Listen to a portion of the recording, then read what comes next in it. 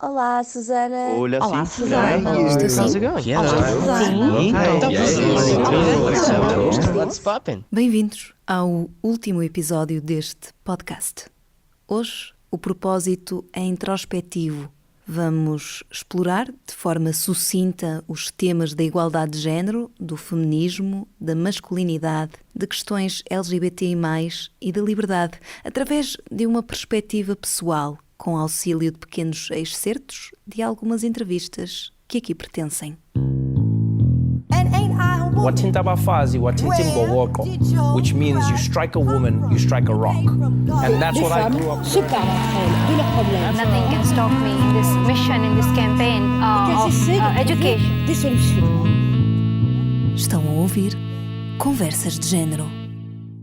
Por que é importante falar de género? Como é que se fala de género? E quem é que quer ouvir falar de género? Para alguém que teve muito poucas vezes este tema na ordem do dia, ainda que seja exposta desde sempre aos diferentes tipos de discriminação aplicados às mulheres, percebi desde cedo que este percurso seria, no mínimo, desafiante. Falar de género pode ser falar de amor, pode ser falar de sexo, de violência, de discriminação e preconceitos, de estigmas e de tantas outras coisas. É a peculiaridade do género não se circunscrever a uma definição só. Mas porquê é que é importante falar de machismo, da masculinidade tóxica, de fobias, do feminismo ou da menstruação? Porquê é que é essencial ouvir pessoas transgênero e da comunidade LGBT+?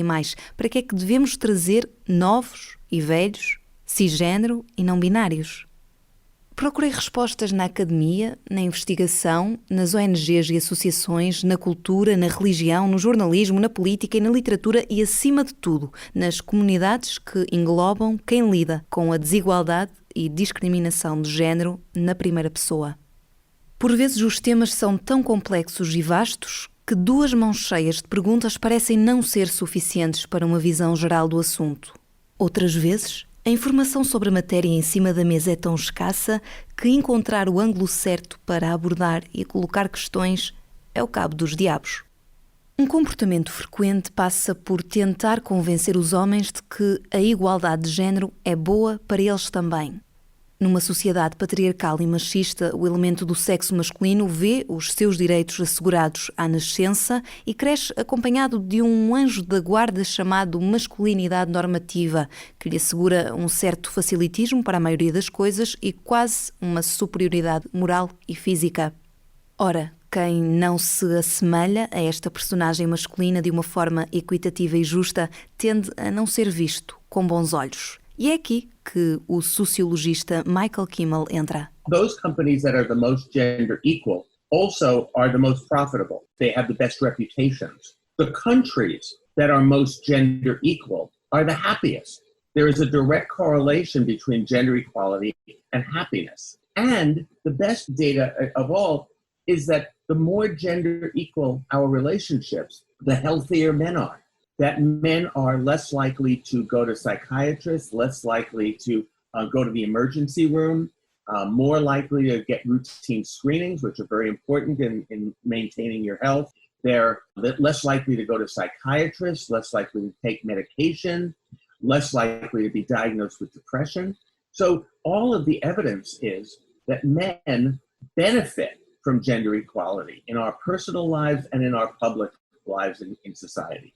Pois é, a igualdade de género traz benefícios e impactos diretos às economias e saúde das populações. Por outro lado, a educação patriarcal origina, regra geral, aquilo a que chamamos a masculinidade tóxica, e quando um homem não cabe neste conceito pré-definido ou na caixinha que lhe é atribuída, nasce o preconceito e a estigmatização.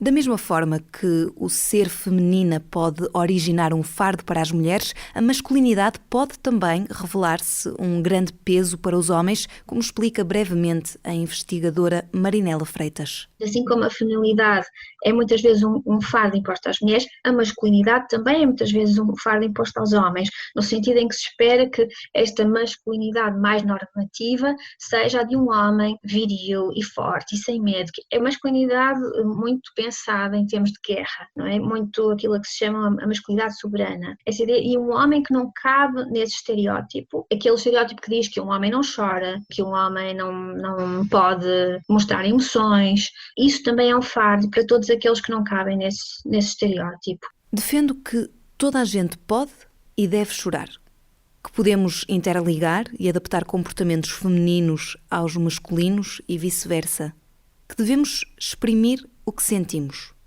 É comum atribuírem-se os comportamentos emocionais às mulheres e os racionais aos homens, ainda que cada vez menos, e graças ao progresso e à luta dos ativistas ao longo das últimas décadas, que têm servido como um motor para o aumento da igualdade de género.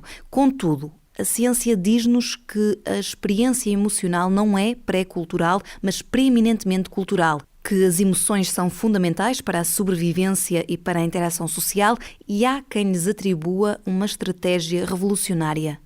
Acho que é sensato expandirmos as emoções e a racionalidade a um campo comum onde qualquer pessoa pode comungar, independentemente do género com que se identifique ou do sexo biológico.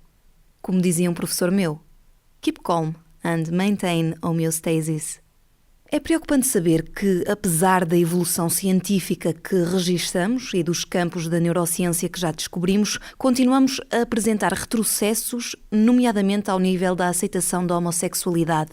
Este comportamento continua a ser visto por alguns especialistas como uma doença ou deficiência cerebral que pode ser tratada e ainda se registram procedimentos para isso.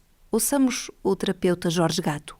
Algo que ainda permanece por fazer em Portugal é a proibição, por exemplo, das terapias de conversão da homossexualidade. Nós sabemos, temos informação que elas ainda são praticadas por algumas pessoas no domínio da saúde mental em Portugal e seria importante legislar sobre esse aspecto. Estamos a falar de terapias que não são terapias, para começar, não é? De tratamentos, com muitas aspas, que são altamente lesivos para a saúde mental das pessoas. Poucos países apresentam uma legislação que proíba este tipo de práticas clínicas que provocam traumas e, por vezes, consequências irreversíveis nos pacientes. Se, por um lado, consideramos que o processo de aceitação da atração sexual por pessoas do mesmo sexo já está concluído, por outro, urge legislar para proteger quem não se identifica com a heterossexualidade normativa.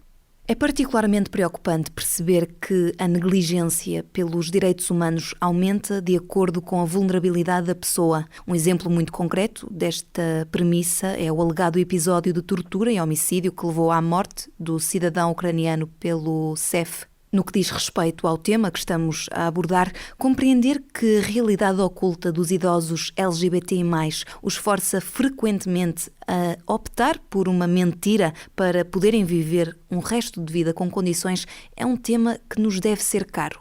O tratamento que oferecemos às gerações mais velhas é castrar-lhes a sexualidade? A preocupação também é expressa pelo professor Jorge Gracia. É um problema muito grave e muito terrível que põe em questão os direitos destas pessoas, que é quando elas precisam de entrar, por exemplo, num lar de idosos, muitas vezes o que têm de fazer é voltar para o armário, não é? Têm, sobretudo, para se proteger. É uma realidade infeliz que encosta para canto o sentido de liberdade e o substitui pela necessidade de encaixe neste espectro de preto e branco, numa equipa em que o capitão é a vulnerabilidade e o ponta de lança é a discriminação. Discriminação esta que pode apresentar muitas faces e ocorrer de forma quase passiva, sem que nos apercebamos, mas que, à semelhança de uma pedra no sapato, provoca incómodo e limita-nos a marcha. O antropólogo Miguel Val de Almeida apresenta alguns exemplos. Normalmente pensamos que a discriminação é apenas alguém insultar-nos com um nome preconceituoso. Claro que isso é a discriminação interpessoal direta, mas há discriminações estruturais e escondidas que estão a acontecer a toda a hora, como, por exemplo, a escolha de uma pessoa para um cargo, o percurso profissional, o arrendar de uma casa, o ser convidado ou não para uma festa, quer dizer, todas as áreas da vida onde a discriminação está sistematicamente a acontecer sem que seja preciso alguém insultar-nos diretamente. E mesmo quando existe uma abordagem direta, a discriminação não precisa de ser um insulto. Perguntam-me muitas vezes se sou feminista num tom jocoso e desiludido. E eu respondo que sim, que sou feminista e, por norma, acrescento que a pessoa que me está a questionar também o é e que todos deveríamos ser. Ademais, fui-me apercebendo da existência de muita gente que desconhece o que é o feminismo. Um conceito frequente com que me deparei foi a vontade das mulheres serem superiores aos homens e terem mais direitos do que eles. E outro também bastante utilizado é que o feminismo é o contrário de machismo. A possibilidade de existir esta lacuna no dicionário de cada ser humano conduz muitas vezes as próprias mulheres a afirmarem-se como não feministas ou contra o feminismo, quando, na verdade, a definição do termo almeja a igualdade de direitos para todas as pessoas do mundo. Creio que a jornalista Megan Camerick o explica bem. People have maybe some preconceived notions about what feminism is, and even of women who will say, I'm not a feminist. I think it comes from a misconception. Like, I'm not sure what you think feminism is. It's basically to be treated equally and paid equally as men. It's like the Equal Rights Amendment, which never passed here, but is pretty simple wording, that... Actually, feminism shouldn't be a thing, shouldn't exist. We should all be equal. We should be, but we're not. Não só não somos todos iguais, como a pandemia que atravessamos o veio confirmar severamente.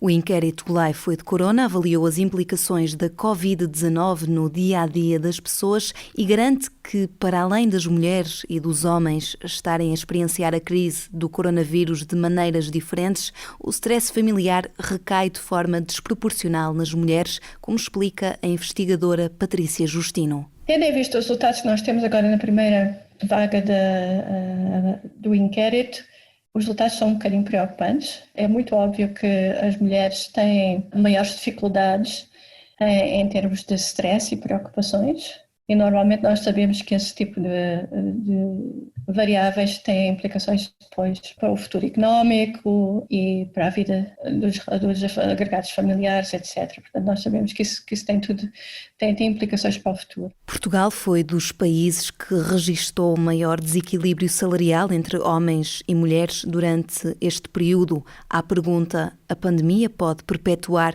as disparidades de género? A resposta é sim. Mas não é preciso enfrentar uma pandemia para perceber que a realidade das mulheres dificilmente é sorridente. Talvez seja uma visão pessimista, moldada pelos testemunhos que fui recolhendo ao longo deste período. Mas como ficar indiferente, por exemplo, à realidade que o psicólogo Raul Manarte nos traz a propósito do campo de refugiados de Moria? É tão ameaçador que ninguém quer voltar para aquele campo. E eu sei que tu te preocupas muito com a questão de género. Nós tínhamos muitos relatos de mulheres que dormiam de fraldas no campo, com medo de ir à casa de banho à noite para não serem vítimas de agressão. Outra coisa que também foi feita lá, uma intervenção, é que a ONG dava aulas de autodefesa às mulheres e teve um sucesso. Eu lembro-me perfeitamente de ver os cartazes e lembro-me de toda a gente estar a falar disso, porque teve uma adesão mesmo muito boa, independentemente das nacionalidades e das etnias. A necessidade de proteção, apesar de ser um motivo difícil, junta-nos na diferença. O que me leva à minha próxima inquietação reivindicativa, que a ilustradora Clara Não representa tão bem. Não é não. Essa é a frase mais importante e que resume tudo. Apesar de todas as conquistas que as mulheres já realizaram, acredito ser importante colocar a tónica na valorização do discurso e na aceitação de um não como uma resposta válida e mais do que suficiente. Quando, num contexto formal ou informal, lhe perguntarem se é feminista, por exemplo, recorde-se deste poema declamado pela escritora Ana Luísa Amaral, que deixa bem claro de que lado pode estar. De resto, há um poema extraordinário da enorme poeta, eu adoro a poesia dela, Wisława Szymborska, foi Prémio Nobel, e é um poema maravilhoso, maravilhoso, 2012, chamado A Mão. E esse poema diz assim: 27 ossos, 35 músculos, cerca de 2.000 células nervosas em cada uma das pontas dos 5 dedos. É quanto basta para escrever Mein Kampf ou A Casinha do Ursinho Puff. E todos temos essa capacidade, homens e mulheres. Chego ao fim e olho para trás orgulhosa. Tive o privilégio de privar com pessoas dotadas de uma cultura e sabedoria vastíssimas que tanto me ensinaram e ofereceram diversas vezes uma visão alternativa do mundo. E eu dei um passo atrás e passei a ver as coisas de uma perspectiva diferente. Acho que toda a gente deveria fazer este exercício de alargar horizontes, fazer ginástica mental e enriquecer o conhecimento através de novas visões que nos permitam compreender a realidade em que vivemos, nua e crua. Um exemplo da plasticidade cerebral são os preconceitos que, enquanto condutora deste podcast, fui deixando pelo caminho. Pouco a pouco, de desconstrução em desconstrução, as ideias cristalizadas deram lugar a uma mente aberta, consciente da intolerância e do percurso a trilhar para a transformar em aceitação e respeito. Resta-me agradecer a todos vocês, fiéis ouvintes do Conversas de Género, à Universidade do Porto, ao diretor deste projeto de podcasts, Paulo Guzmão, à vice-reitora para a Cultura, Fátima Vieira, e a tantos que tornaram a produção deste podcast possível. A vocês, um obrigado. Despeço-me agora nas palavras da Manuela Tavares, fundadora da UMAR, a propósito do 25 de Abril. Viva a liberdade, viva o 25 de Abril, fascismo nunca mais e machismo também nunca mais, já agora. PS. Eis uma pequena lista de afazeres para fomentar a igualdade de género. 1. Apostar na compreensão alheia. 2. Estimular o diálogo e permitir outros pontos de vista. 3. Respeitar todas as pessoas, independentemente dos fatores identitários. 4. Estimular a educação e a leitura. 5. Rodear-nos de pessoas de diferentes grupos da sociedade e construir pontes entre eles. Os direitos humanos têm de sair do papel e marcar presença no cotidiano de cada um. Cabe-nos tomar a iniciativa e fazer acontecer. E como nunca é demais lembrar, viva a liberdade!